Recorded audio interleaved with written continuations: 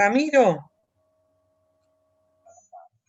Ramiro Portal y Carmen Serpa. Carmen, teníamos que ver hoy el tema puntual de caja, bancos y movimiento de fondos. ¿Y Carmen? ¿Dónde está Carmen?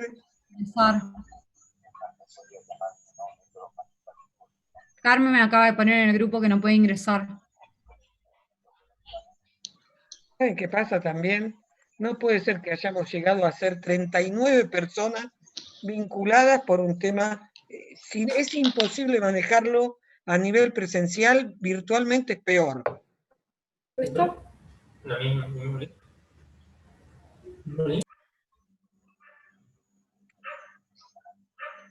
Carmen, a ver si se puede conectar o no. A ver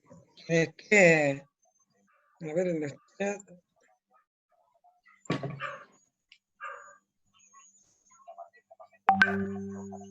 No se configuró esto. Bueno, Ramiro Portal. Acá estoy, profe. ¿Dónde anda? A ver que así lo vemos. Acá. ¿Cómo le va? ¿Cómo está? ¿Bien? Muy bien, ¿y usted? Ahí lo vemos. Bien, por suerte. Sí.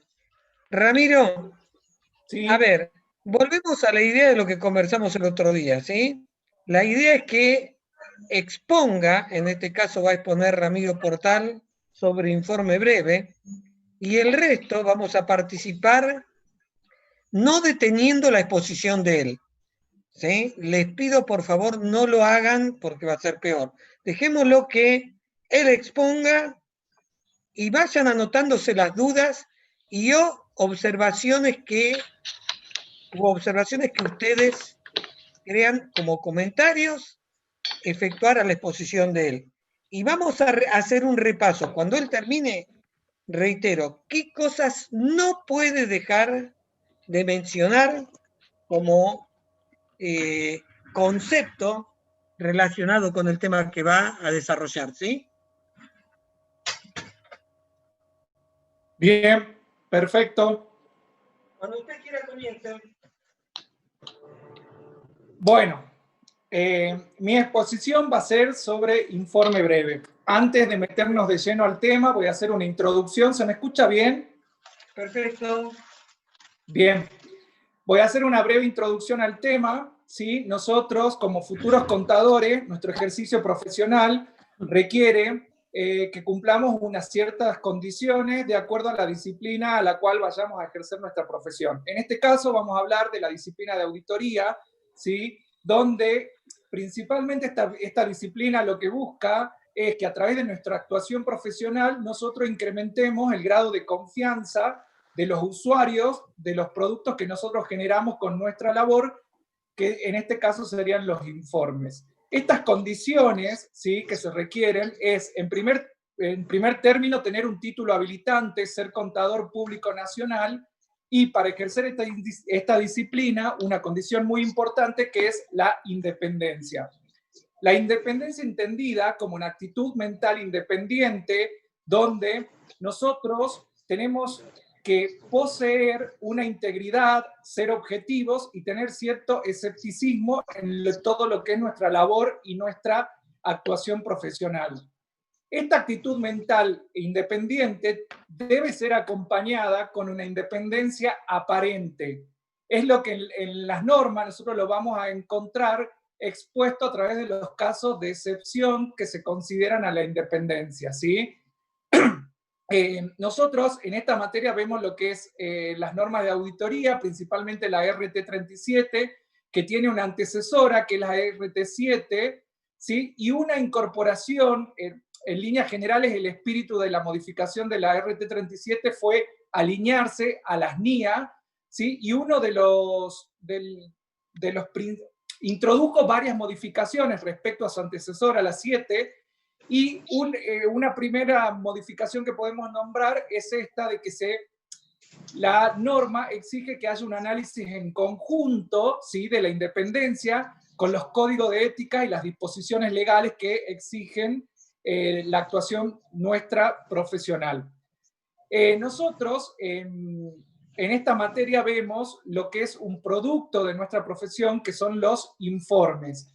La ley, o la norma, perdón, está estructurada de una manera a través de distintos capítulos, donde en el capítulo 1 se hace una introducción, en el capítulo número 2 se hace o se reglamenta todo lo que son normas comunes a todos los tipos de informes que vamos a generar, y en los capítulos sucesivos se van tratando normas particulares de acuerdo a la naturaleza del tipo del informe y según la clasificación que realiza la norma. Estas regulaciones o estas normas comunes para los informes tienen un requerimiento principal, estructural, transversal a toda nuestra labor, que es que la información contable que nosotros vamos a transcribir, que vamos a escribir, que vamos a informar en nuestra actuación profesional, tiene que cumplir los requisitos de la información contable, los cuales los encontramos en la RT16, que son varios, pero principalmente lo que se busca es que nuestro producto, que es el informe, tenga una claridad de entendimiento para que el usuario que va a interpretar esos informes no dejar ninguna grieta donde se pueda traducir una doble interpretación que pueda inducir a un error. ¿Sí? Este capítulo número 2, que trata sobre las normas comunes a todos los informes, luego nosotros lo vamos a mixear o lo vamos a tamizar o lo vamos a eclipsar con el informe específico que vamos a escribir, y en función de eso vamos a tener que ir cumpliendo distintos requisitos. Otra de las disposiciones generales, que es una novedad en la RT37, es la incorporación o el requerimiento de que los informes sean escritos. En su antecesora se permitían de que hayan informes verbales. A partir de esta RT37 es obligación que todos los informes sean escritos. Otra disposición o una norma común para toda la elaboración de los informes es que el contador no puede firmar los estados contables porque un usuario distraído o desprevenido o con poco entendimiento de la materia puede darle a esa firma una interpretación incorrecta. Entonces, todos los informes que nosotros hagamos, si bien necesitamos firmar todas las fojas, nosotros le incorporamos una leyenda, ¿sí? Donde básicamente lo que hacemos es poner una leyenda que diga: firmo estos estados contables al solo efecto de su identificación para la lectura con mi informe de fecha tal. De alguna manera es referenciarlo al usuario de este informe, ¿sí? Que ese estado contable, nuestra firma ahí, nos está referenciando a un trabajo, a la labor que vamos a desarrollar, donde está toda la explicación y está nuestra opinión profesional. Otra condición obligatoria para todos los informes es subtitular cada sección del informe. El objetivo de subtitular cada sección del informe es poderle brindar claridad y una facilidad de búsqueda de la información que eventualmente necesite hacer el usuario de esos estados contables emitidos, es decir, los estados contables más nuestros informes. Entonces, si el usuario necesita buscar un aspecto específico... Hola. Por favor, cierren los micrófonos hasta tanto termine la exposición, Ramiro. Bien. Gracias, ¿no? Entonces estábamos hablando de esta norma de subtitular o esta obligatoriedad de subtitular cada sección del informe con un título adecuado que brinde la claridad y la ubicación correcta para que un usuario pueda identificar aquello que está buscando en nuestros informes.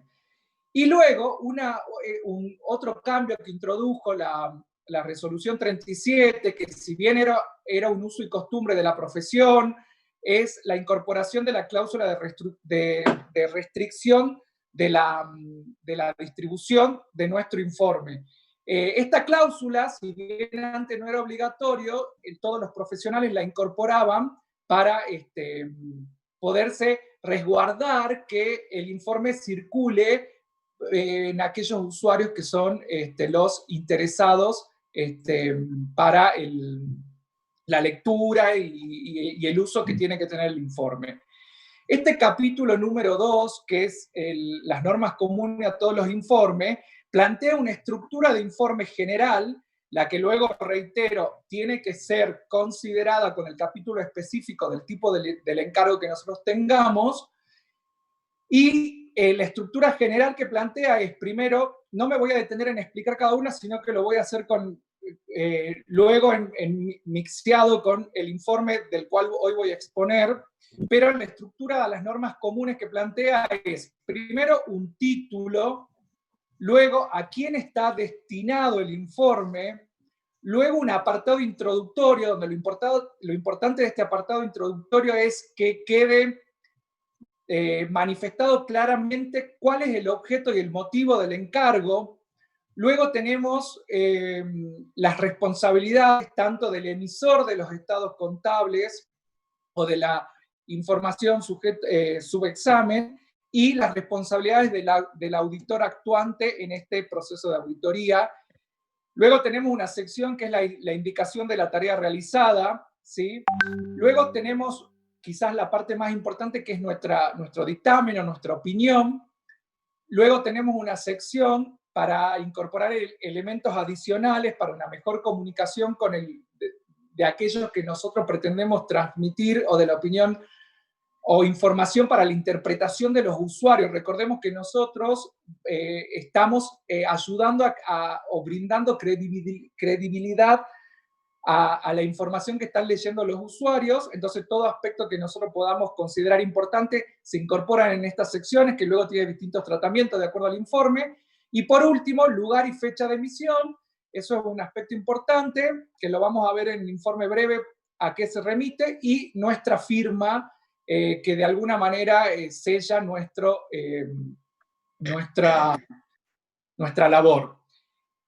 Bueno, nosotros hasta acá hemos visto todo lo que son las normas comunes a todos los informes que están descritas en el capítulo número 2 de la RT37, y como les dije al comienzo, en los capítulos sucesivos la norma hace una clasificación de acuerdo a la naturaleza de los tipos de encargo que tenemos.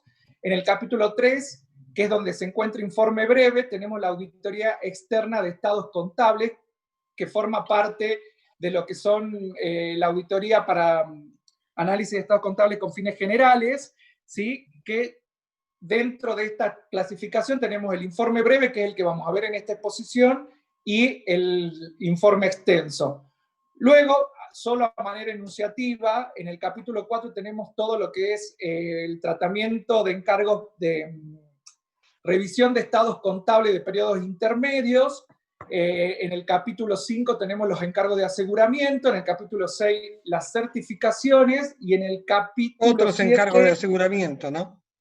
Sí. Otros encargos de aseguramiento. Otros encargos de aseguramiento, sí.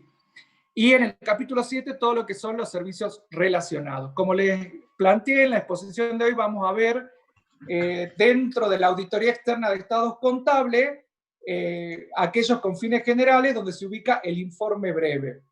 El informe breve es el medio a través del cual el contador, ¿sí? El contador auditor, expresa su opinión o se abstiene de hacerla sobre la situación económica, financiera y patrimonial de un ente que está expuesta en los estados contables que el auditor ha examinado en un trabajo de auditoría completo. Algunos aspectos importantes que quiero enunciar antes de irme a detallar el contenido. El informe tiene que ser escrito y fundamentado, ¿sí? Tiene base en elementos de juicios válidos y suficientes, que ya vamos a ver cómo nosotros vamos obteniendo esa base en la cual nosotros cimentamos la opinión que vamos a dar. Este informe, como lo dije en la parte general, promueve la credibilidad de los usuarios, ¿sí? La forma y el contenido está regulado por las normas de auditorías, y un aspecto bien importante, pareciera menor, pero no lo es, que se encuentra separado de los estados contables, lo cual de alguna manera también denota la independencia del auditor. Bien, ¿cuál es el contenido de este informe? Primero, acá para evaluar el contenido, nosotros como auditores tenemos que hacer esta pertenencia con las normas comunes para asegurarnos de cumplir con todo lo que nos está exigiendo la regulación técnica, ¿no? Lo primero que tenemos es el título. Nosotros en el título lo vamos a enunciar como informe del auditor independiente, ¿sí? Para que el lector, cuando recibe todo el cuerpo de estados contables, pueda identificar fácilmente, ¿sí? Cuál es nuestro producto, cuál es el informe, cuál es esa opinión profesional que le va a ayudar a darle interpretación al conjunto de los estados contables para generalmente el usuario tome algún tipo de decisión, o quizás simplemente solamente se informe. Luego tenemos los destinatarios del informe. El destinatario del informe generalmente es el ente quien nos encarga el trabajo o sus máximas autoridades, ya que son ellos quienes hacen las afirmaciones que nosotros recibimos en los estados contables. Entonces nosotros, en principio, nos dirigimos a ellos. Puede darse el caso de que tengamos un encargo donde el ente nos pida que dirijamos el informe a algún organismo en especial. Pero en líneas generales va dirigido a los propietarios o a las máximas autoridades del ente, ya que son ellos quienes están afirmando eso que nosotros hemos recibido. Luego tenemos el apartado introductorio. El apartado introductorio, ¿sí? Se titula Informe sobre los estados contables.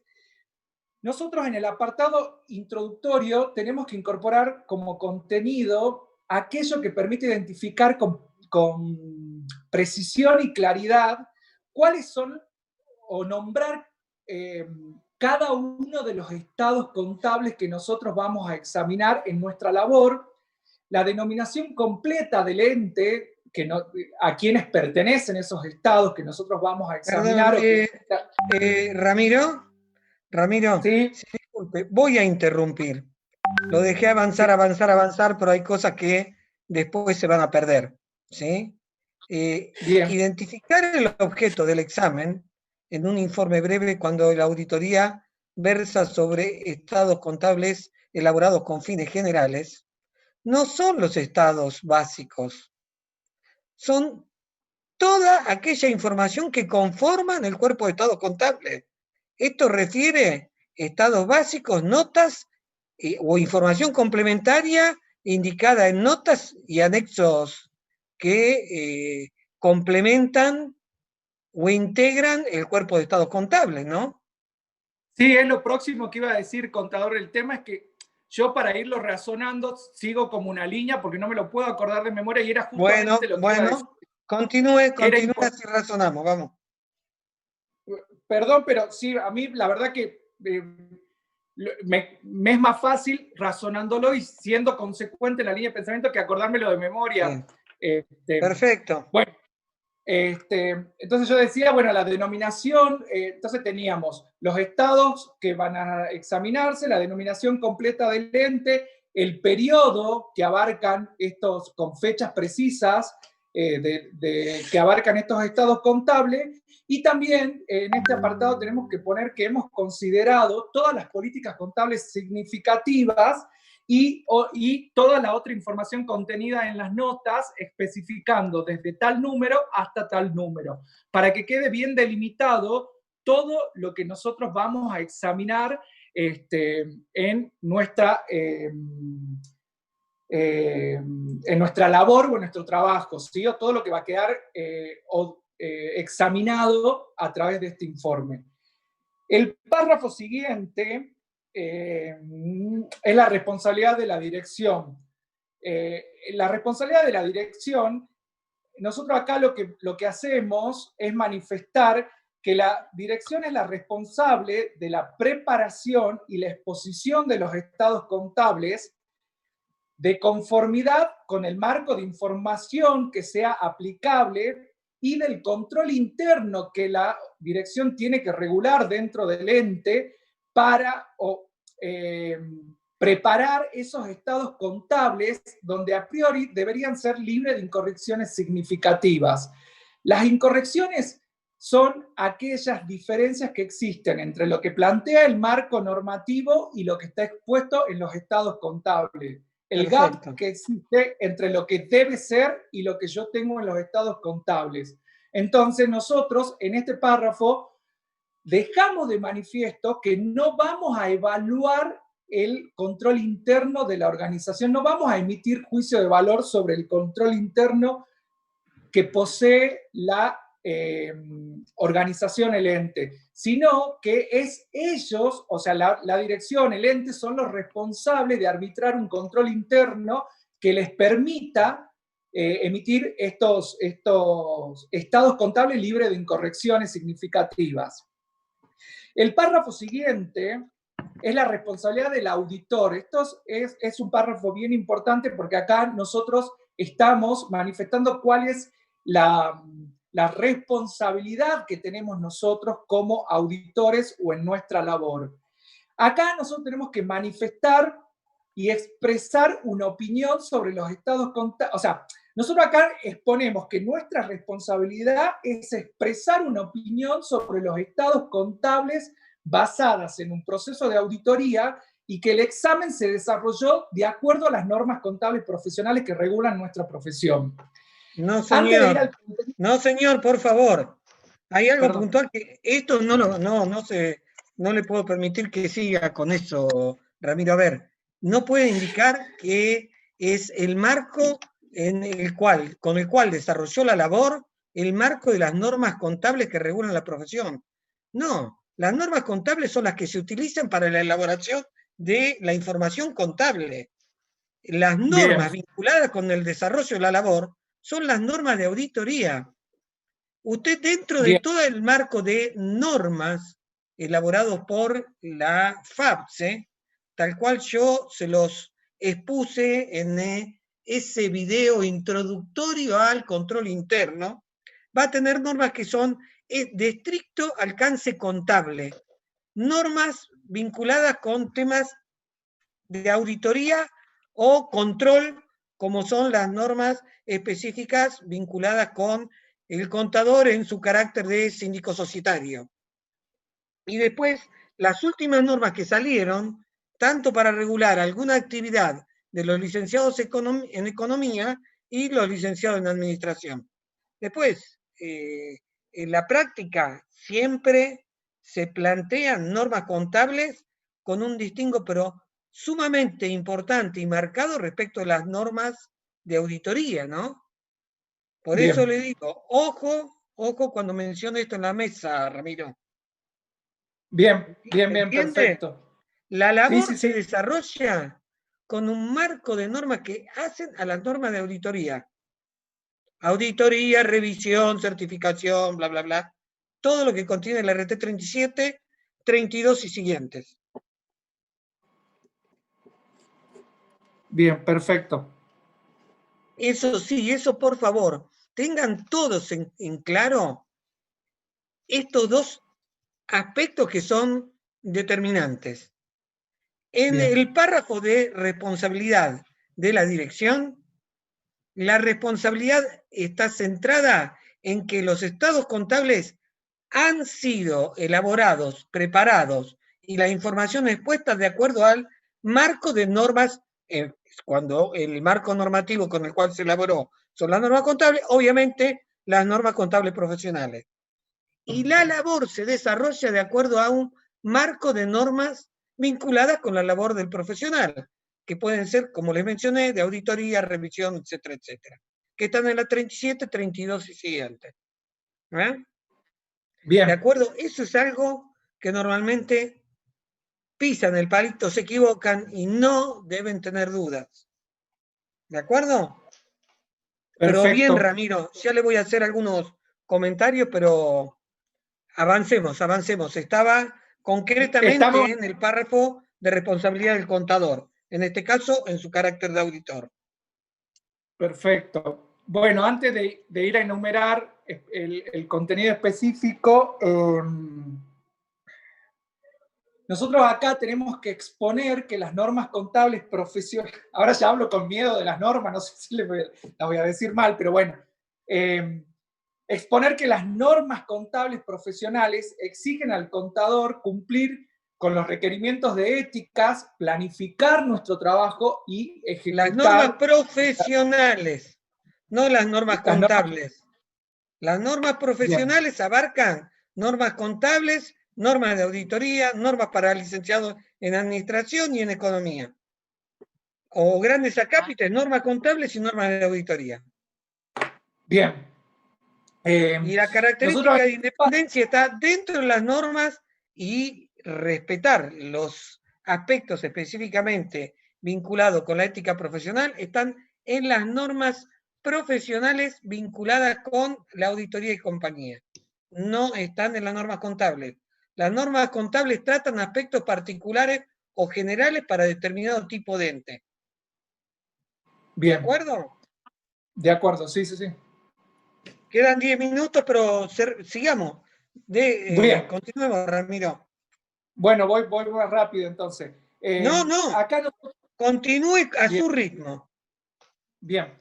Bueno, en este párrafo nosotros también vamos a describir en qué consiste una auditoría y qué objetivos persigue. Es decir, que nosotros acá vamos a exponer, ¿sí?, que el auditor va a hacer una valoración del riesgo y en función de esta valoración de riesgo, junto a las afirmaciones que posee de los componentes, va a hacer una selección que a su criterio profesional considera que le van a permitir obtener los elementos de juicio para cimentar una opinión que es la que luego va a emitir. También debe señalar en este párrafo si los elementos de juicios obtenidos proporcionan o no una base suficiente y adecuada para emitir su opinión. Si bien en este párrafo no se detallan las normas de auditoría, solo se hacen referencia a ellas para que el lector tenga el marco, en este párrafo, si hay una limitación al alcance, sí hay que explicar cuál es la norma que no se pudo aplicar y si fue responsabilidad del ente, de la contratante, la imposibilidad de aplicar esta norma. En este párrafo también podemos explicitar si el trabajo que Ramiro, por favor, ¿sí? Para redondear esto, ojo, ¿no? En el párrafo de responsabilidad del contador no se exponen o no se exhiben las limitaciones que puedan darse como consecuencia de imposiciones o determinaciones fijadas por los contratantes. No, aquí no. A ver, este párrafo tiene dos aspectos. Uno claramente ilustrativo para los usuarios, indicándole en qué consiste una auditoría, bla, bla, bla, bla. ¿Sí? En relación a qué implica una auditoría, que se trabaja sobre base selectiva, que se obtiene evidencia de acuerdo a un marco normativo determinado.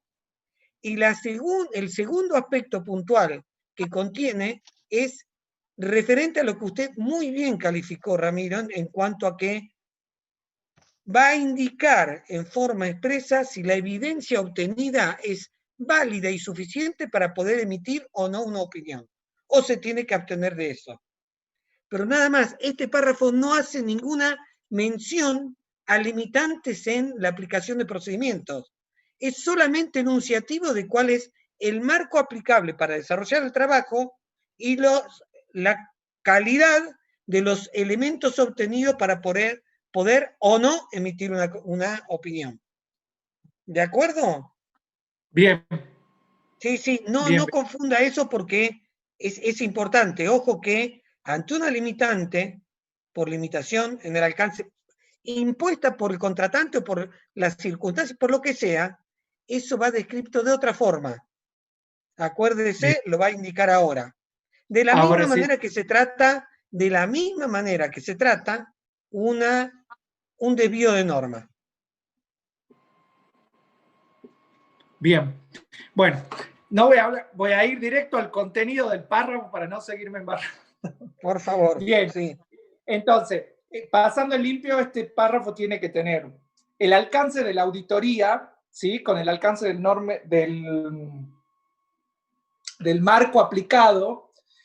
También tenemos que manifestar que hemos cumplido con las normas de ética de la jurisdicción.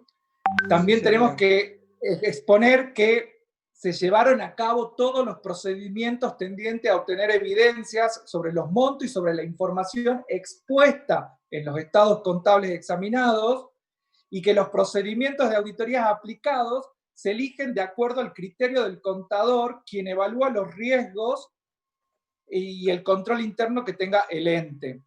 También tenemos que exponer que hemos evaluado si las políticas contables aplicadas son adecuadas y las estimaciones realizadas son razonables, y si se considera que la evidencia recogida es suficiente y apropiada para fundamentar su opinión. Que acá es como que de alguna manera ya empezamos a adelantar cuál va a ser la opinión en nuestro informe.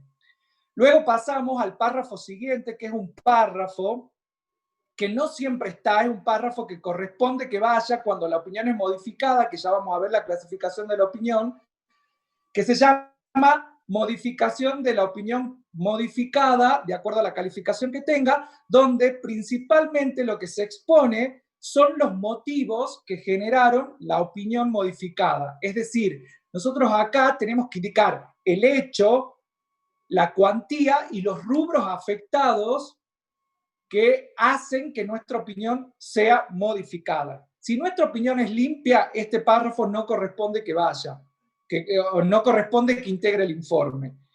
En el caso de que sea una opinión modificada, que ahora es lo próximo que vamos a ver, la clasificación de opiniones, en ese caso sí corresponde que vaya. El párrafo siguiente es la opinión propiamente dicha del contador auditor, que es quizás lo más importante, es la parte central del informe para nosotros, ¿sí? Donde acá nosotros, para emitir la opinión, la RT 37 plantea que tenemos que tener en cuenta o en consideración dos conceptos, ¿sí? El concepto de significación o de materialidad y el concepto de los efectos o el impacto que tienen los efectos en los estados contables respecto a que si son generalizados o no. El concepto de significación, o sea, nosotros para emitir nuestra opinión vamos a evaluar y vamos a cruzar estos dos conceptos, y en función de ello vamos a recoger la opinión que vamos a vertir en nuestro informe.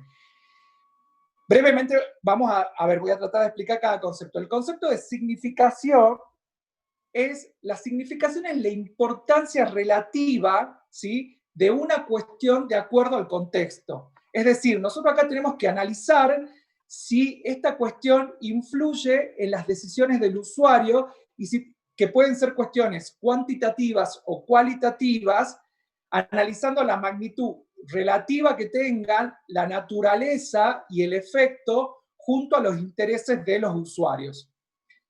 Luego tenemos que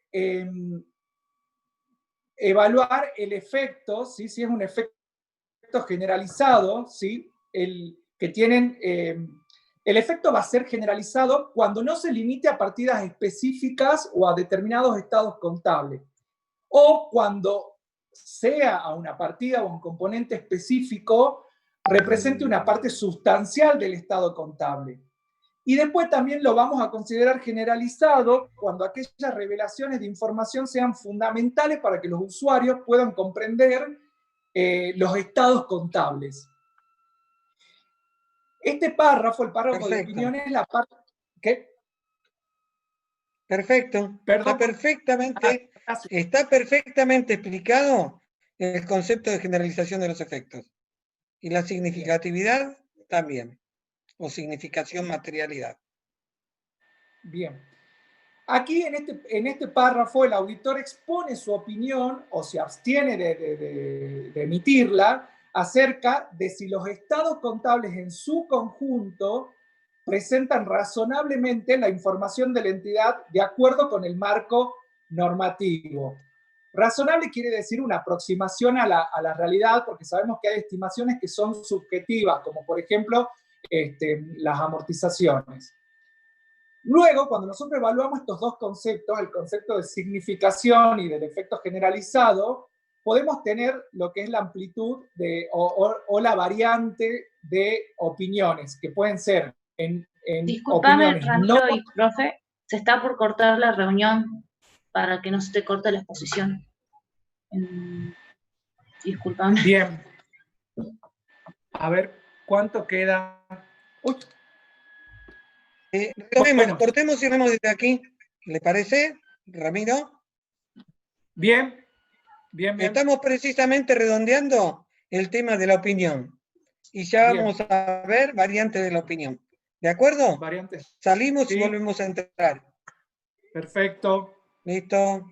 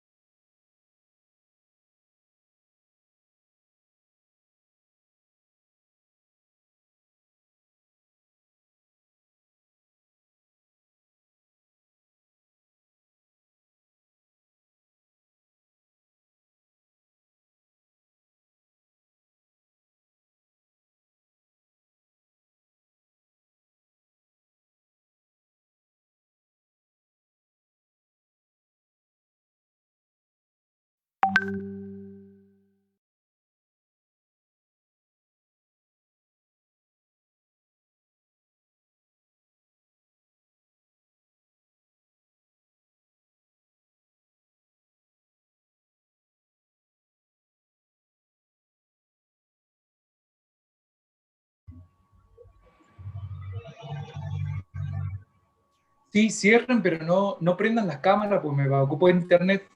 Después las prendo yo cuando me vaya. Chao, chicas, que descansen.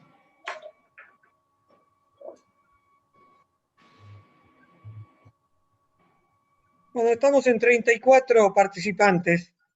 ¿Continuamos, Ramiro? Bien. Ya se van a acoplar el resto. Bueno. Estaba en el tema de opinión. Las variantes de opinión. Bien, nosotros habíamos dicho que cruzando estos dos conceptos... ¿Hola? Sí. Sí. Habíamos dicho que cruzando estos dos conceptos de significación y del efecto generalizado, vamos a obtener las variantes de opinión, que pueden ser, vamos a hacer una clasificación rápida y luego me voy a detener explicando cómo iría cada opinión incorporada al informe. Puede ser opinión modificada o no modificada. La no modificada es lo que se conoce como opinión limpia, que es la favorable sin salvedades, es quizás la más simple para nosotros de exponer.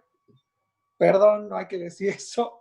Bueno, y las opiniones modificadas, ¿sí? Que tenemos dentro de las opiniones modificadas tres variantes. Tenemos las favorables con salvedades, que las salvedades pueden ser determinadas cuando es un desvío de norma, pueden ser indeterminadas cuando es una limitación al alcance, y luego tenemos todo lo que es la opinión adversa, que ya vamos a ver un poquito qué significa cada opinión, y la abstención de opinión.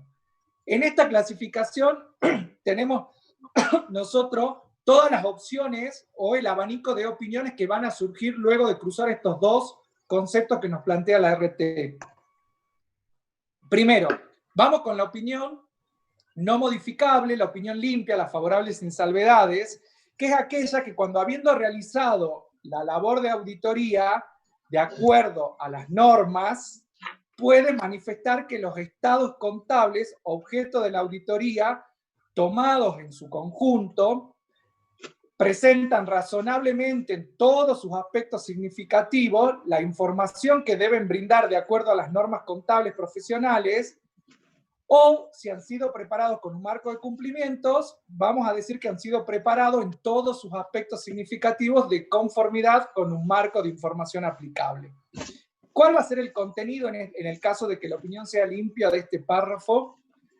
Vamos a exponer nosotros esta razonabilidad de los aspectos significativos, ¿sí? Vamos a poner cuáles han sido los estados auditados y las notas de esos estados, el periodo que abarcan y el marco de información utilizado.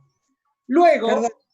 Perdón, por favor, Ramiro, repita Sí. lo que acaba de mencionar.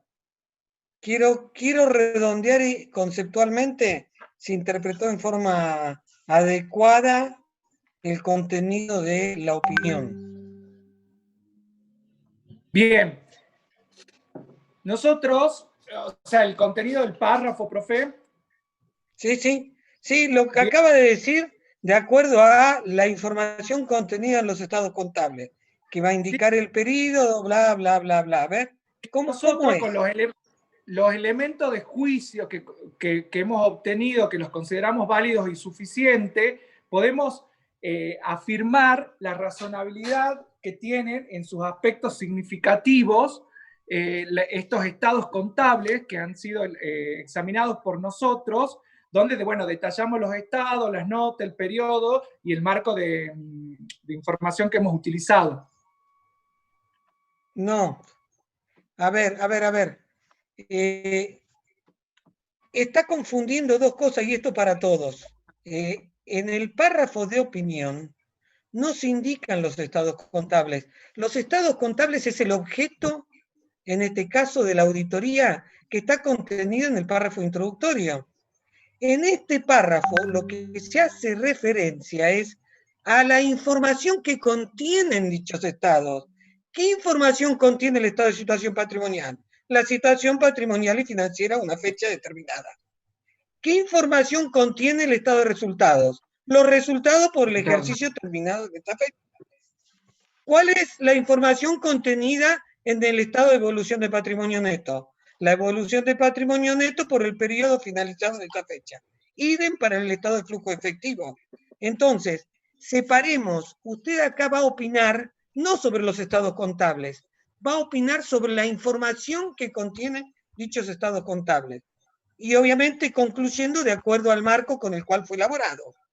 Si el marco fueron las normas contables, usted dirá que, en mi opinión, los estados contables de Juan de los Palotes, sociedad anónima, ¿sí?, presentan razonablemente la situación patrimonial y financiera dicha a la tal fecha. Los resultados, la evolución del patrimonio neto y el flujo de su efectivo por el ejercicio finalizado a esa fecha, de acuerdo a normas contables profesionales. ¿Me sigue? Pero son dos cosas distintas. Los estados contables es el objeto del encargo. Acá nosotros opinamos sobre la información que brindan dichos estados contables. Opinamos sobre la situación patrimonial que contiene dicho estado, la situación financiera, los resultados ocurridos en el periodo. ¿De acuerdo? Por favor, Bien. no confundan esto, es sumamente importante. A ver, continuemos, Ramiro. Por eso es que lo volví, porque me quedé con la duda que usted estaba haciendo referencia en este párrafo a los estados contables. No. Es la información contenida en los estados. Los estados contables solamente se hacen referencia en el objeto del encargo. Bien. No quiero ser más papista que el Papa, pero son aquellas cosas que después se agarran los docentes para llevarlo y profundizar determinados temas y, bueno, es para que de alguna u otra manera terminen no siendo, digamos, aprobados o con resultados satisfactorios de su exposición, ¿no? Perfecto, profe, porque yo reconozco haber tenido mezclado eso ahí. Sí. Bueno, pasemos a las opiniones modificadas. El primer grupo son aquellas que pueden ser favorables con salvedades, ¿sí?, que habíamos dicho que podían ser determinadas o indeterminadas, que estas tienen lugar cuando existen incorrecciones de medición o exposición de los elementos de estado contable de acuerdo al marco aplicable, que no han sido ajustados por la empresa, ¿sí? Y que son de importancia relativa, o sea, son significativas, pero con un efecto no generalizado. Esto es cuando la incorrección es determinada por desvío de norma. Si existe una limitación al alcance... Hago una mención nada más para que lo tengamos todo. ¿Cómo lo define en este caso puntual la norma? Por la negativa, diciendo que se trata de desvío de norma, que son incorrecciones significativas, pero no tan generalizados, o que no tienen aspecto generalizado, que los lleva a emitir una opinión adversa. ¿Sí? Bien. ¿De acuerdo? De la misma manera plantea la definición para la opinión o la abstención de opinión, ¿sí? Que se trata de en este caso, potenciales incorrecciones derivadas de la imposibilidad de aplicar determinado procedimiento que pueden llevar a emitir, en este caso, una opinión, que tiene efecto significativo, pero no tan generalizado como para abstenerse de emitir una opinión. Realmente es burdo. Lo definen partiendo de las situaciones límites. No son limpias o no modificadas y no son las alternativas máximas de opinión adversa o abstención. Pero como comentario, lo dejo nada más para que lo tengan en cuenta. No, está muy bueno. Bueno, luego tenemos las indeterminadas, que son aquellas que existen por limitaciones al alcance, es decir, hemos tenido una limitación para obtener evidencias válidas y suficientes, pero nosotros determinamos sus efectos potenciales y llegamos a la conclusión que tienen una importancia relativa, es decir, que son significativas, pero con efectos no generalizados. Para redondear un poco, entonces, este párrafo, en el caso de que nosotros tengamos una opinión modificada, favorable, con salvedades, el contenido de este párrafo va a ser, primero vamos a hacer una mención a la excepción que hemos expuesto en el párrafo del fundamento de la opinión con salvedad, ¿sí? Donde ahí tenemos descrito todo el hecho, y vamos a decir que, bueno, que con esa consideración consideramos que la presentación es razonable en los aspectos significativos de la información que tienen los estados contables y sus notas en tal periodo con el marco utilizado. Creo que ahí corregí ya. Bien, hagamos una mención para redondear para todos, Ramiro. Sí. Ante dichas circunstancias, aparece en el informe un párrafo que va a tener un título, obviamente previo a la opinión o abstención de opinión. En este caso es opinión, salvedades determinada o indeterminada. Va a aparecer un párrafo que tiene que tener 3 elementos. Uno es la descripción clara del hecho que lleva a calificar la opinión. Clarito. Si me plantean un ejemplo, tengo que identificar cuál es el hecho por el cual el ente se apartó de aplicar lo que indica una norma contable y que tiene cierto viso de significatividad. Primer punto. El segundo punto, que lo tengo que cuantificar, tengo que indicarle al lector, el desvío detectado implica tal cuantía. Y por último, tengo que indicarle cuál es la información que va a estar afectada por en este caso, por la incorrección no reconocida por el ente. Entonces, ahí le tengo que indicar claramente que el efecto está en tal rubro del estado de situación patrimonial y eventualmente la contrapartida en el estado de resultado, en la línea de costo de venta, por decir algo. ¿De acuerdo? Dependerá, bien, obviamente, del ejemplo que el docente le requiera. Continúe, Ramiro, por favor, disculpe. Bueno, vamos a otra variante de la opinión, que es la opinión adversa, que es aquella que resulta cuando el auditor ha obtenido, ¿sí?, evidencia, elementos de juicios válidos y suficientes para concluir que las incorrecciones que él ha hallado o que han sido hallazgos de la labor de auditoría son significativas y generalizadas. En estos casos, cuando nosotros vamos a redactar el contenido del párrafo, vamos a hacer referencia a lo expuesto en el párrafo fundamento de la opinión adversa, donde vamos a tener descrito el hecho, la cuantía y los rubros afectados, y vamos a decir que los estados contables no presentan razonablemente la información del ente en todos sus aspectos significativos. Vamos a nombrar de nuevo el periodo en el cual hemos examinado. Volvemos al tema. No presenta la situación patrimonial, financiera, a una fecha determinada, ni los resultados, ni la evolución del patrimonio neto, ni el flujo de efectivo por el periodo finalizado en esa fecha, de acuerdo al marco normativo. ¿De acuerdo? Bien. Sí, perfecto, profe. Y por último, la última variante de opinión que tenemos es la abstención de opinión, que es aquella que tiene lugar cuando al auditor le ha sido imposible obtener las evidencias sobre las cuales basar una opinión y concluye que que los posibles efectos de los estados contables, de las posibles incorrecciones que no fueron detectadas, si existieran, serían significativas y generalizadas. Entonces, esta situación es la que nos lleva a abstenernos de opinar, porque no tenemos la evidencia para basar nuestra opinión, que si la tuviéramos y sería significativo y generalizado, sería adversa, pero como no la tenemos, nos abstenemos de opinar. Bueno, el párrafo es un poco lo que venimos nombrando, que hacemos referencia al párrafo anterior, que es el fundamento de la abstención de la opinión, donde explicamos la situación y mencionamos explícitamente que la falta de hallazgo de evidencia es lo que nos lleva a no poder sustentar una opinión, entonces nos abstenemos y no expreso una opinión sobre estos estados contables. Luego pasamos al párrafo de énfasis del informe, donde bien, este párrafo... Ramiro. Hola. Porque ya son las 21. Redondeemos con los párrafos, redondeemos la exposición con la información remanente o la restante información que debe contener el informe.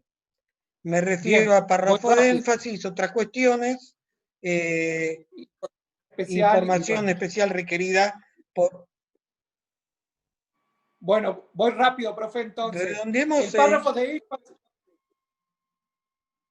el párrafo de énfasis se utiliza, ¿sí?, para enfatizar cuestiones que están expresadas correctamente en los estados contables, ¿sí? Esto normalmente se utiliza para cuando hay una incertidumbre significativa sobre el supuesto de empresa en marcha o cuando los estados contables han sido preparados con un marco regulatorio de información para el resto está no claro, ¿no? Ramiro, disculpe, para el resto está claro, ¿no? Lo que acaba de decir es elemental. Esta información que contiene los estados contables, sobre la cual voy a enfatizar, pero no solamente eso, sino que está bien expuesta o evaluada, ¿de acuerdo?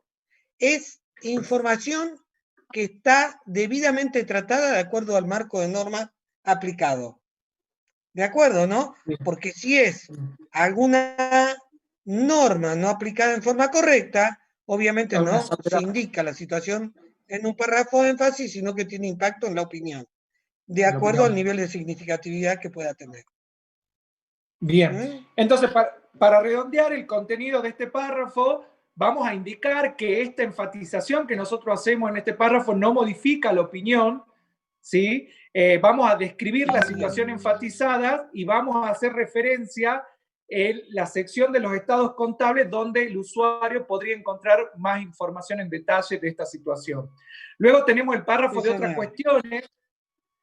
El párrafo de otras cuestiones, donde acá nosotros exponemos cuestiones distintas a las presentadas o reveladas en los estados contables, pero que resultan relevantes para que los usuarios comprendan, ya sea la auditoría, la responsabilidad del contador o el informe de auditoría. Acá normalmente es donde se incorpora la restricción a la restricción de la distribución del informe, y la RT plantea que este párrafo debe usarse cuando, por ejemplo, el contador ha emitido una opinión diferente en el ejercicio anterior y expresa los motivos de este cambio, y cuando los estados, o sea, cuando el cuerpo de estados contables contenga información adicional que no está requerida por el marco, hay que aclarar que esta información que está contenida no está cubierta por nuestro informe. Luego pasamos al párrafo de información especial, ¿sí?, donde esta información no es parte del trabajo de auditoría referido a los estados contables, y lo más usado es que acá se exponen cuestiones o exigencias legales y requerimientos regulatorios, como por ejemplo el de la FAXFE, que dice que los estados contables surgen de libros llevados en conformidad con disposiciones legales. Acá también podemos exponer al argentino, y que hemos aplicado los procedimientos para el lavado de activos. Y por último, rápido, tenemos el lugar y la fecha de emisión, ¿sí?, que la fecha es donde se concluye el trabajo de auditoría y es la que limita la responsabilidad del auditor respecto a los hechos posteriores, ¿sí? Por eso tenemos el cierre del periodo, la emisión de los estados contables, la aprobación, el informe de auditoría, que hasta ahí somos responsables de los hechos posteriores, y luego la emisión de los estados, que es la publicación. Y luego la firma, que se firma con todos los datos del contador, el lugar, el consejo en el cual está matriculado, con el número de matrícula, folio, tomo. Y la presentación tiene, como ya lo había dicho al comienzo, tiene que ser por escrito, separada de los estados contables e inicializada todas las fojas con la firma de referenciación hacia el informe de nuestra labor. Bien, felicitaciones, Ramiro. Creo que redondeó una exposición bastante clara. Me gustaría saber, y abra el micrófono el que quiera hacer algún tipo de comentario o pregunta, porque ahora vamos a actuar como si fuéramos parte de la mesa de examinadora. Veamos concretamente, espero comentarios de ustedes. Abre el micrófono, se presenta y hace alguna acotación vinculada con la exposición de su compañero Portal.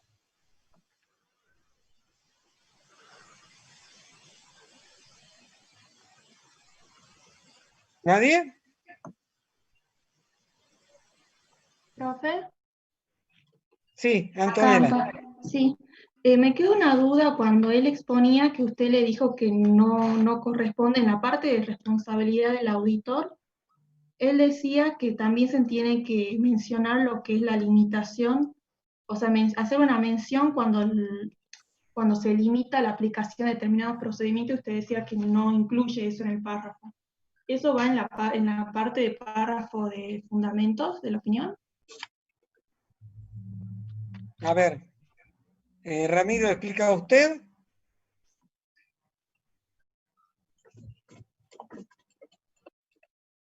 Sí, va en la parte de fundamento. Bueno, es ahí donde tuve yo lo que usted explicó, que no correspondía a lo que yo dije y que corresponde en el fundamento de la explicación, de la opinión. A ver, Antonella, el tema es muy simple.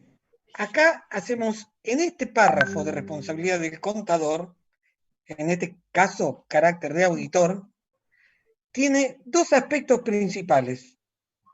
Una es de carácter ilustrativo para los usuarios del informe. ¿Qué es lo que le indica? ¿En qué sección de las normas se encuentran en cuanto al RT 37 y la norma específica de jurisdicción a ser aplicable?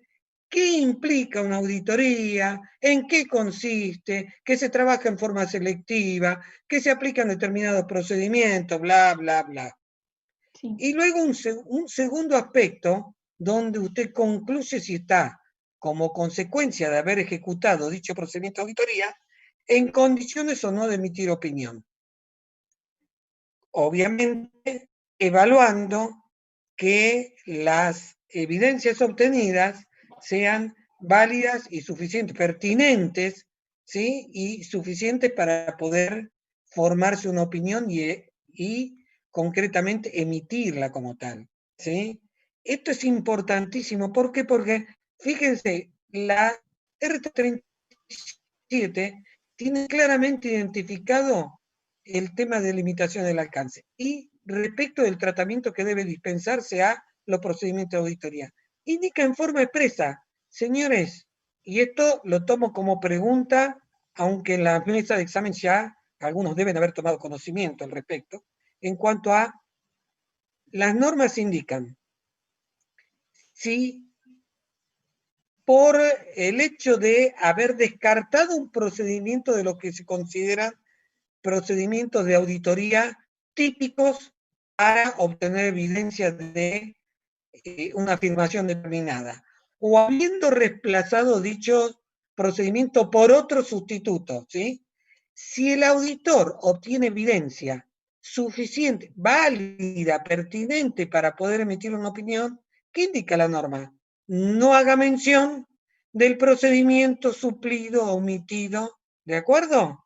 Sí. Y eso apunta esencialmente a lo que indica la primera referencia como norma de las normas generales para todo tipo o para los informes de todos los servicios contenidos en la norma, en cuanto a que no se incorporen referencias que puedan llamar a los usuarios a confusión. Si yo, precisamente la norma indica que se omita la mención o referencia a un procedimiento omitido, suplido, cuando se ha obtenido evidencia, es precisamente para que los usuarios no se vean confundidos. ¿Para qué estoy incorporando algo? Igualmente he obtenido evidencia para poder concluir de la forma que está concluyendo. Entonces, todo lo que hace a tema de limitación al alcance debería ser tratado puntualmente dentro de un párrafo específico previo a la opinión, si es que la opinión va a ser calificada. ¿Hasta ahí se escuchó todo? Sí. ¿Se escuchó mi Sí, explicación? contador, sí se escuchó. Sí, profe. Bueno, Se escuchó. ahora, esa es mi explicación. La idea es que en una mesa de examen esto está por encima de lo que se está exponiendo. Pero bueno, a ver, alguna mención puntual respecto de lo que expuso Ramiro. Y después le vamos a pedir algo específico que tome algún ejemplo para ver de cómo lo llevamos a la práctica. A ver, algo que hayan relevado que no les pareció ok o que tal vez les pudo llamar a confusión. Sí, Celeste. Ramiro en una parte de la exposición dijo que el apartado introductorio lleva como título Informe sobre estados contables y en realidad ese subtítulo se introduce porque hay que poner el párrafo sobre otros requerimientos de otras normas. Eso es lo único que yo noté como que me parecía que estaba mal lo que dijo. Yo no interpreté eso, pero sí, si les llamó a confusión, es para aclararlo, ¿no? Precisamente en el informe, este título es para separar dos capas del informe. Aquella redacción o contenido del informe que tiene que ver concretamente con la información contable, de aquella que es información complementaria. ¿De acuerdo? Yo no interpreté eso, ¿eh? Pero bueno, si tiene esa duda, vamos a hacer algunos comentarios de lo que yo he relevado como revisor. Uno, yo no me metería a tratar conceptos vinculados con la independencia del del contador público. Si el tema es informe breve, Ramiro, usted en su exposición lo incorporó la vez anterior. Y ahora otra vez lo mismo. yo no me metería. ¿Por qué? Porque cualquier cosa que indique que pueda llamar a que los evaluadores interpreten que no estoy ok, le van a preguntar sobre algo que no es el tema que seleccionó. Entonces, yo no me metería en hacer referencia a la condición básica que debe observar el contador y la independencia aparente que está contenida en la RT 37. Porque vamos a empezar a preguntarnos, a ver, ¿qué entenderá por independencia aparente? ¿Y qué otro tipo de independencia existe? Y dentro de la independencia aparente, a ver, pasemos a los ejemplos de, o lo que trata la RT 37 como ausencia de independencia aparente. Entonces, yo no me metería a hacer eso, a tratar ese tema. Después, ok, profe, no me achute. No, yo lo ayudo para que, a ver, ¿qué sentido tiene las reuniones que yo estoy planteando de tener? De que tomemos en claro, a ver, qué cosas sí y qué cosas no son las que tengo que mencionar para desarrollar el tema. Dentro de 10 minutos se corta, nos volvemos a conectar. El tema es, no se metan en enfocar el tema que ustedes seleccionaron con conceptos que no son propios del mismo. Es válido lo que dijo Ramiro, pero abre la puerta a que se le pregunte cosas distintas de la que él seleccionó como tema. Recomendación, no lo hagan. ¿Quieren hacerlo? Háganlo. Es decisión de ustedes. Yo no lo haría. ¿Sí? Sigo. El tema de claridad, cuando él planteó normas generales, la leyenda que deben incorporar lo que es el objeto del encargo, sea estado contable en el caso de una auditoría de estados contables, o estado contable de periodo intermedio para una revisión, o lo que sea referencia como objeto del encargo. La referencia cruzada es clarísima. Si el informe tiene que ver con estados contables elaborados con fines generales, la leyenda se incorpora en todos los elementos que componen los estados contables. Esto implica carátula, 4 estados básicos, todas las notas y todos los anexos que compongan el cuerpo de estado contable. Y la leyenda debe decir clarito, firmado a los efectos de su identificación con mi informe de fecha tal, nada más. Firmado a los efectos de su identificación con mi informe de fecha tal. Obviamente que tendrá la aclaración de que yo soy el contador Jorge Enrique Pecorino, ¿sí? En que la matrícula es tal, en el código, perdón, en el Consejo Profesional de Ciencia Económica, ¿de acuerdo? Esa formalidad, pero la referencia es esa. ¿De acuerdo? Entonces, ser más preciso en eso. Después, en ningún momento de lo que usted mencionó, Ramiro, existe obligatoriedad en cuanto a la incorporación de una cláusula no distribución del informe. Usted lo mencionó haciendo referencia a la norma predecesora, RT7, que formalmente se incorporó. No. A ver, esto se recomienda la incorporación, sí, como consecuencia de circunstancias y hechos que en la práctica se daban y que a nivel internacional también se trataba. Pero esto no es aplicable ni es obligatorio para todos los casos. Solamente en aquellos casos en que el contador, que es responsable de cumplir con el encargo del comitente, tenga o sienta la necesidad de que debe incorporar esto por evidencia para dejar claramente identificado cuál es la responsabilidad suya. Si el informe es un informe que está acompañando un cuerpo de estados contables elaborado con fines generales, este párrafo que se incluye muy bien, tal cual lo indicó Ramiro, en el párrafo de otras...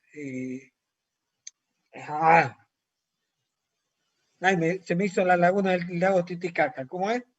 Párrafo de otras cuestiones, ¿sí? Esta limitante a no distribución en un estado contable, como recién le he planteado, elaborado con fines generales, no existe. No debería incorporarse como tal.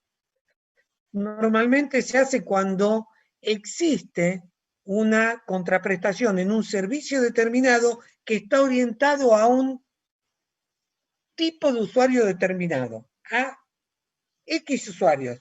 Entonces, sí, si está elaborado a dichos usuarios que lo van a leer conociendo porque acceden a determinado tipo de información, porque el marco con el cual se elaboró dichos reportes, con el cual yo acompaño mi informe, entonces sí, amerita que de alguna manera cercene mi responsabilidad o limite mi responsabilidad incorporando un párrafo de no distribución del informe. Después, le quiero hacer una consulta. ¿Qué quiere decir usted, Ramiro, con el informe debe ser fundamentado? ¿Qué implica que el informe debe ser fundamentado? Profe, no me acuerdo en qué contexto lo dije. Bueno, le pregunto, ¿cuál debería ser el fundamento del informe? El fundamento de la opinión. ¿Qué es lo que fundamenta la opinión? Si los estados contables presentan razonablemente la información. No, usted lo dijo bien claro. ¿Qué es lo que fundamenta la opinión? La evidencia obtenida como consecuencia de la labor. Claro, la evidencia obtenida como consecuencia de la labor ejecutada. Ese es el fundamento. Sí. Cuando uno dice papeles de trabajo son respaldo y fundamentan la opinión, ¿qué es lo que fundamentan? Están brindando respaldo de la evidencia obtenida. ¿De acuerdo? Y puntualmente hago un comentario respecto de los aspectos de subjetividad que usted mencionó en su exposición. Todas, excepto una sola afirmación, que es caja o efectivo en poder del ente, todas las otras afirmaciones de los estados contables tienen algún nivel de subjetividad, no necesariamente las amortizaciones, todas, hasta la moneda extranjera, ¿qué tipo de cambio tomo? Tiene el nivel de representatividad que indican las normas contables en cuanto a que son los pesos necesarios para, en las circunstancias actuales, no.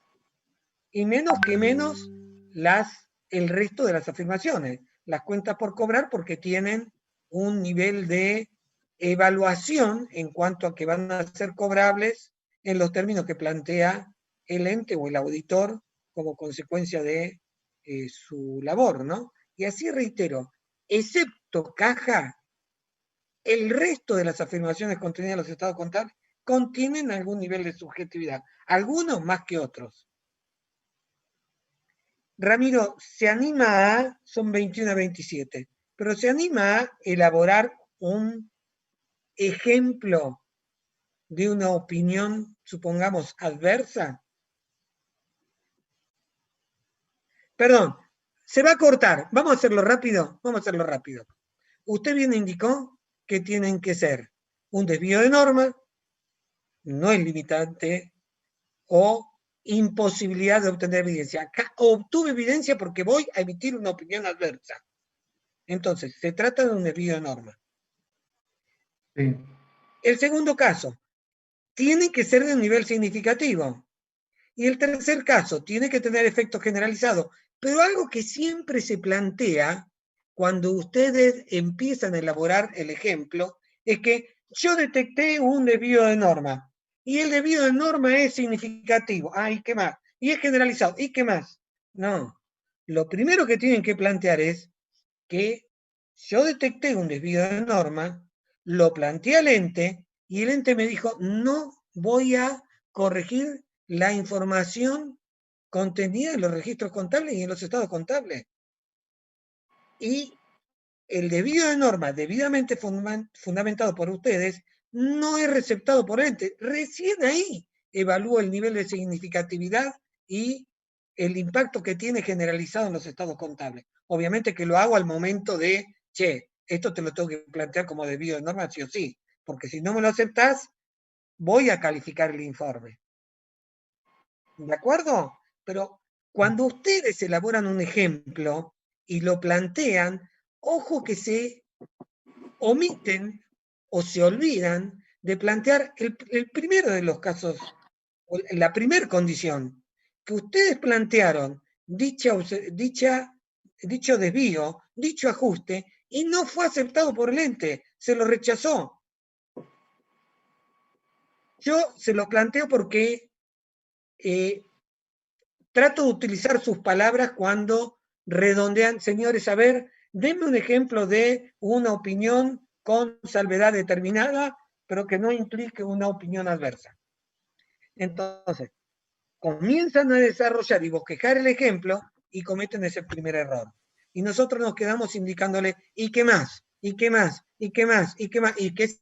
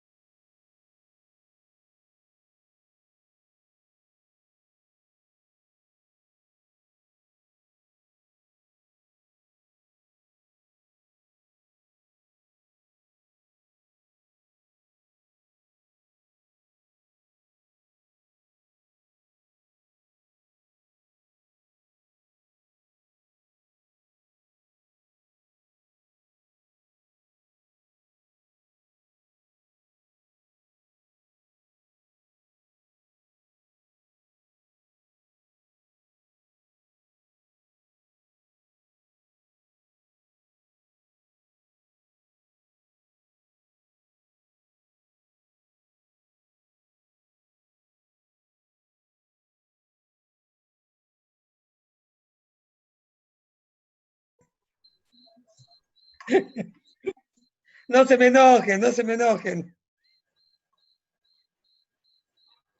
Que después del 9 de diciembre fue, ¿no? En el Chateau, ¿no? No, en Santiago Bernabéu. Después de eso hay que aguantar de todo. Bueno, ya somos 34. Vuelvo al comentario. Cuando se les pida un ejemplo, por favor, no olviden indicar de que ustedes detectaron un desvío de norma, que se le planteó al ente que reconozca dicha circunstancia y que el ente le dijo, no lo voy a registrar, no voy a efectuar, no voy a reconocer contablemente el ajuste que usted me está proponiendo. Reitero, porque se cortó la comunicación, pero el planteo es, se quedan del otro lado indicando, ¿y qué más? ¿Y qué más? Y el que más es que detectada el desvío, reitero, se propuso el ajuste y se rechazó. Profe, ¿Quién habla? Antonella. Y en ese caso de que acepten la sugerencia del auditor, ya directamente se emitiría una opinión limpia, porque aceptó la Si no recomendación. existe ningún otro motivo que implique calificar la opinión, sí, exactamente. Sería una opinión limpia sin salvedades. ¿De acuerdo? Sí, profe. Sí. Bueno, ¿qué otra pregunta más quieren hacerle al señor Ramiro? Acuérdense en algunas cosas. Preguntas de examen. Acuérdense en algunas cosas. 1. ¿En qué caso se plantea una abstención de opinión? Y ustedes van a indicar cuándo, el efecto. ¿verdad? Bueno, hay un ejemplo que es un ejemplo límite de abstención de opinión cuando se dan ciertas circunstancias de contingencias. Y yo siempre lo planteé y lo expliqué en la clase para que lo tengan claro, de que la RT7 antes mencionaba de que uno podía abstenerse de emitir una opinión, reitero, RT7, no se vayan a equivocar, planteaba la obtención de opinión cuando el contador podía evaluar que existían contingencias o incertidumbres de gran significatividad, entonces permitía abstenerse de emitir opinión. Hoy no es factible eso. ¿Por qué? Porque hoy las normas, las contingencias están claramente tratadas. Se lo trata como un desvío de norma, no evaluando el nivel de incertidumbre. El nivel de incertidumbre va a ser para evaluar o merituar si debió ser reconocida contablemente o no, si no tendrían que haber efectuado ningún tipo de reconocimiento en los estados contables o ser informado por nota. Eso es lo que plantean hoy las normas. Entonces, solamente se da por un tema de incertidumbre cuando implica, en este caso puntual, desvío de norma. No lo trato de acuerdo a lo que indica la norma contable, califico la opinión. Ahora, en una situación límite contenida que está dada por múltiples incertidumbres, ¿qué pasa cuando existen varias incertidumbres? ¿Cuál es el ejemplo?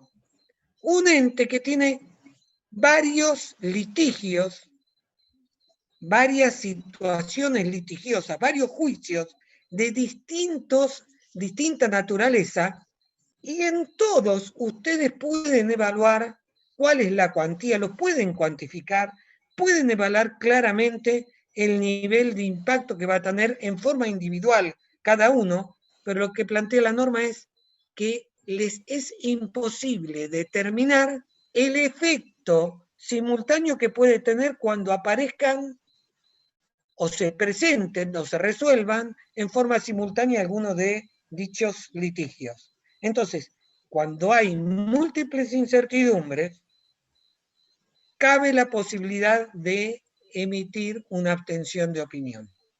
Es la única excepción que trae la norma. ¿De acuerdo? ¿Sí? También hay otros dos temas, varios temas, siempre sobre informe breve que se tratan. Uno, opinión parcial o no parcial. La norma indica puntualmente que el contador puede abstenerse de emitir una opinión sobre todos los estados en su conjunto, parte de la información. Ojo, lo que plantea la norma es que usted puede emitir una abstención de opinión sobre parte de la información y sobre otra información emitir una opinión en positivo. Pero esto considerando no parte de la información de un estado contable, sino información que se presenta en los estados contables. Esto es un ejemplo claro en el informe 12, cuando se presenta información estática respecto a información dinámica. Me encuentro normalmente en las primeras auditorías imposibilitado de poder satisfacerme de la información contenida en los estados contables al inicio o al inicio del inicio. Entonces me veo impedido de poder emitir una opinión sobre lo que se denomina información dinámica o contenida en los estados dinámicos. Por eso puede abstenerse de emitir una opinión sobre estado de resultado, evolución patrimonio neto y flujo de efectivo, y poder emitir una opinión en forma afirmativa sobre la situación patrimonial a una fecha determinada. Distinto es la opinión parcial. La opinión parcial venía planteada en el RT7, donde le indicaba: usted puede abstenerse de emitir una opinión o puede opinar en forma adversa. Bajo su consideración, si usted estima que puede ser de utilidad a los usuarios, indique: señor, los estados contables no presentan razonablemente en todos sus aspectos significativos la situación patrimonial a fecha de acuerdo al marco normativo. No obstante, la información contenida en el rubro viene de cambio, léala como ok, porque está ok, evaluado y expuesto de acuerdo a las normas. Bueno, eso ya no se puede hacer más. ¿De acuerdo? Para eso está la posibilidad de emitir otro tipo de reporte sobre información parcial, que es otro de los servicios que contiene las normas, sobre estados contables resumidos y sobre una afirmación, una cuenta, un estado contable, ¿está? Que es distinta de este tipo de servicio. Otro tema puntual es los aspectos específicos del tratamiento a dispensar en el párrafo de énfasis. Recuerden algunos aspectos puntuales que ya trató recién Ramiro, que es para enfatizar sobre hechos que están claramente y en forma adecuada expuestos en los estados contables. ¿De acuerdo? Y una sola cosa más que siempre en mesa de examen suele preguntarse. Que la norma lo trae para acotar ciertos márgenes que antes el contador tenía. Tenía y se lo tomaba per se, no porque la profesión lo habilitara o como comportamiento profesional esperable era recomendado, ¿no? Pero, ¿qué ocurre cuando se plantea una opinión adversa o una abstención de opinión? Y a su vez existen determinados hechos que fueron los que le llevaron a emitir una opinión adversa o a abstenerse a emitir opinión. Pero concurren otros hechos que tienen cierto impacto significativo en la afirmación contenida en los estados contables que nosotros podemos evaluar y decir, che, no obstante que en el párrafo de fundamento de la opinión adversa he indicado tales hechos que me llevaron a opinar en forma adversa, además existen otros elementos que tienen impacto significativo, por ejemplo, que en la línea de viene de cambio no está adecuadamente puesto aquellos bienes que se encuentran en poder de terceros porque son responsabilidades, que son de propiedad del ente. Entonces, ciertos hechos puntuales, la norma ahora indica en forma expresa, no le da posibilidad de decir, lo incorporo o no lo incorporo. Si yo ya opinó en forma adversa, o me abstuve de emitir opinión, ¿para qué encima le voy a indicar de que me encontré con una contingencia vinculada con un incobrable? No, ahora la norma indica, usted mencione en el párrafo de fundamentación de la opinión adversa, los hechos que llevaron a opinar en forma adversa, opine en forma adversa y luego en un párrafo especial indique la evidencia adicional sobre desvío que usted ha detectado para que los usuarios tomen conocimiento. ¿De acuerdo? Eso es otro tema que en la práctica también se pregunta en las mesas. Entonces, quiero traérselo a colación para que lo tengan en claro. Cerramos el tema de informe breve. ¿Hay alguna observación puntual? Cualquier duda que les surja sobre esto, tenemos el grupo de WhatsApp para que lo planteen, incluso con un mensaje de voz. ¿De acuerdo? Con un audio. Pasan el mensaje, lo respondemos para todos o ven cómo lo tratan de responder entre ustedes. Lamento de que esto no sea en forma presencial, hubiera sido de otra forma. Cerramos el tema este. Carmen, ¿está en condiciones de dar caja y banco y movimiento de fondos? ¿Escucha, Carmen? Buenas noches, profesor. ¿Cómo le va, Carmen? ¿Bien? Bien, sí, espérame un ratito, ya activo la cámara. A ver. Creo que ahora está.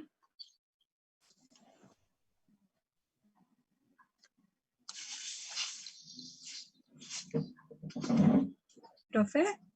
Ahora la veo, disculpen que no me están viendo a mí. Profe, es yo que voy a tengo hacer... los ruleros puestos hoy.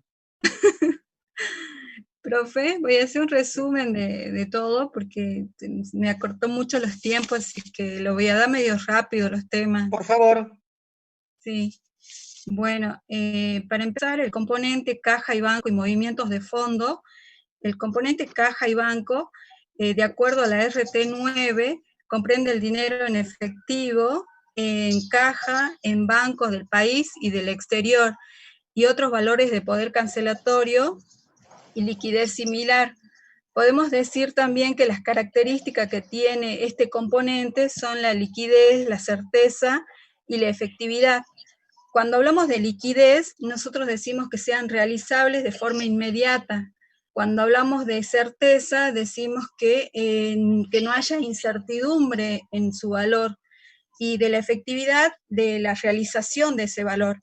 También podemos decir que este componente tiene cuentas principales, como ser fondo fijo, caja chica, caja, moneda extranjera, valores a depositar, banco y recaudaciones a depositar.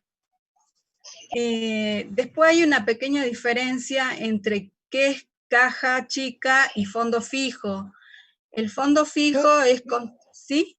Sí, diga, por favor. Sí, la diferencia que hay entre fondo fijo y caja chica es que el fondo fijo es constantemente repuesto, en cambio la Es de un chica... monto fijo, eso Sí, es lo principal, es un monto fijo sí, que se habilita con un determinado fin.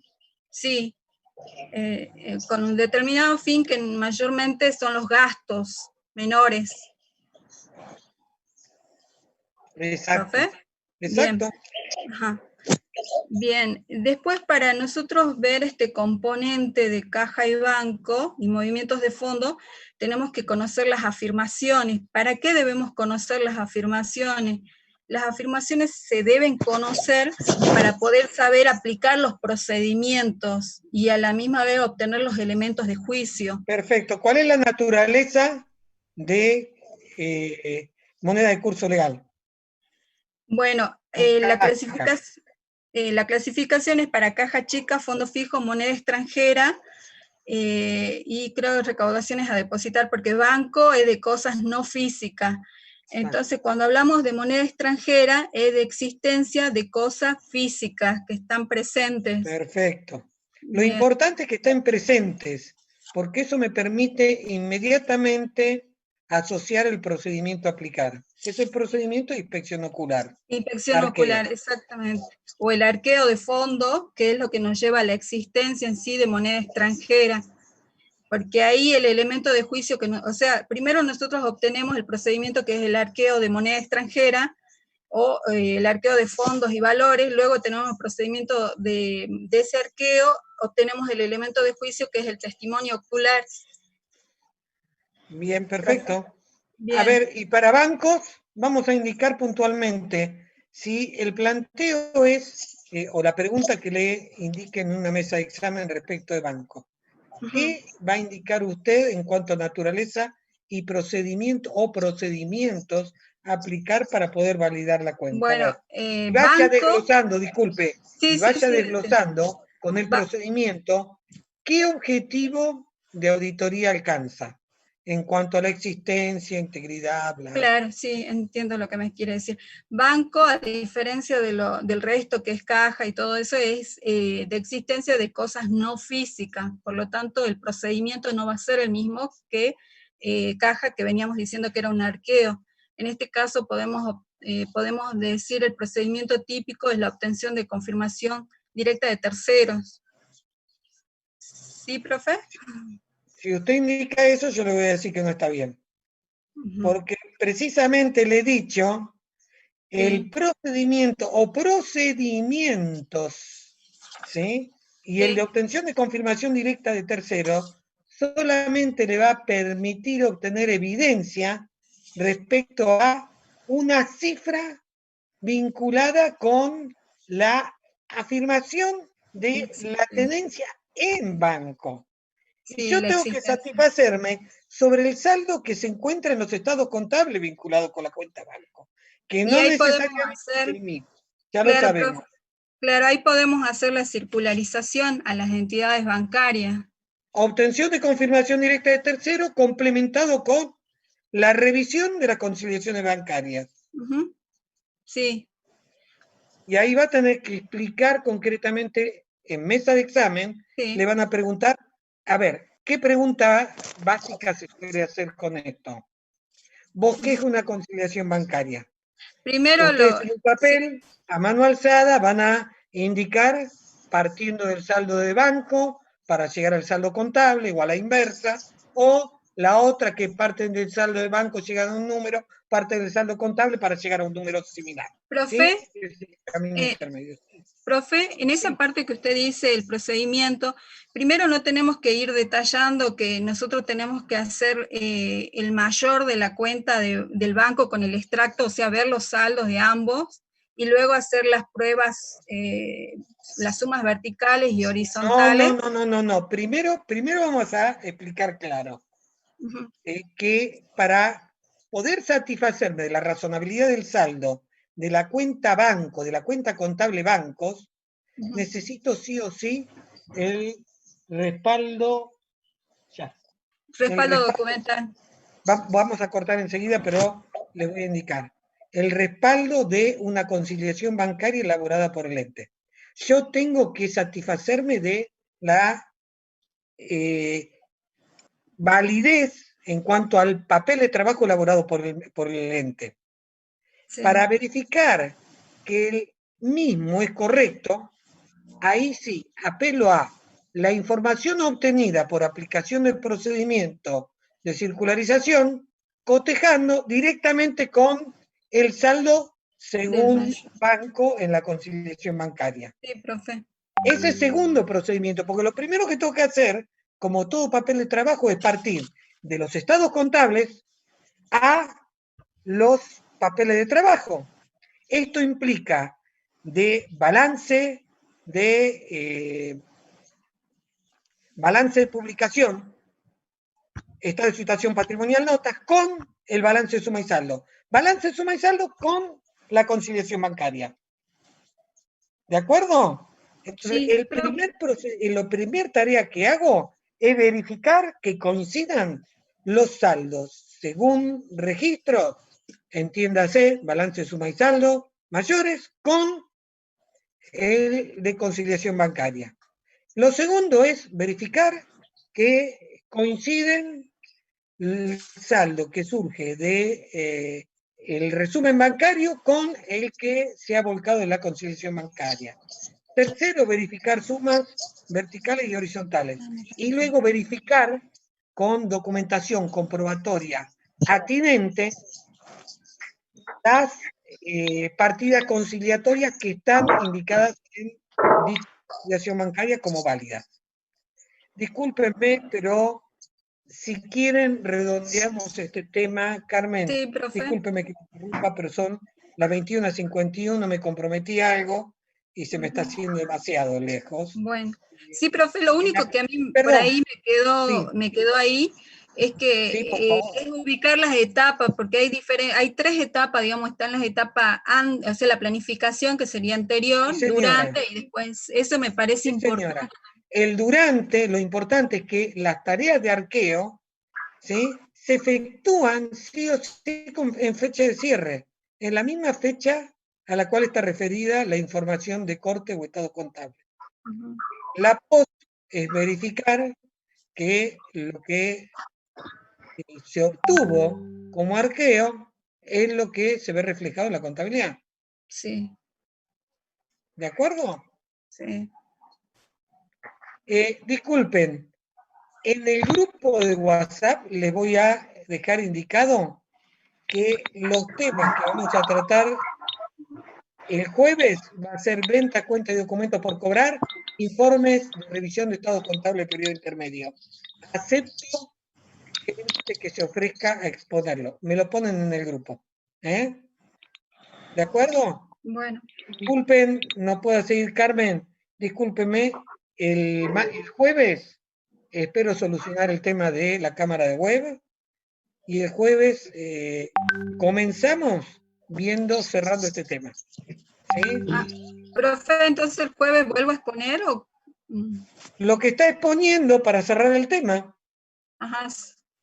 O sea, serían las etapas nada más entonces. Las etapas y eventualmente lo que dijimos, la naturaleza o el objetivo de auditoría que alcanza con la aplicación de cada uno de los procedimientos. Para poder ubicarnos. Algo que también, Ramiro, tuvimos problemas la otra vez, ¿no? La naturaleza de las afirmaciones. ¿De acuerdo? Bueno, profe. Señores, buenas noches, disculpen y me estoy contactando para el jueves tener la otra reunión. Gracias, profe. Gracias, profe. Gracias, profe. Cualquier duda, cualquier observación, cualquier comentario al grupo de WhatsApp. Bueno. Gracias, profe. Buenas noches. Buenas noches a todos. Buenas noches, profe. Buenas noches.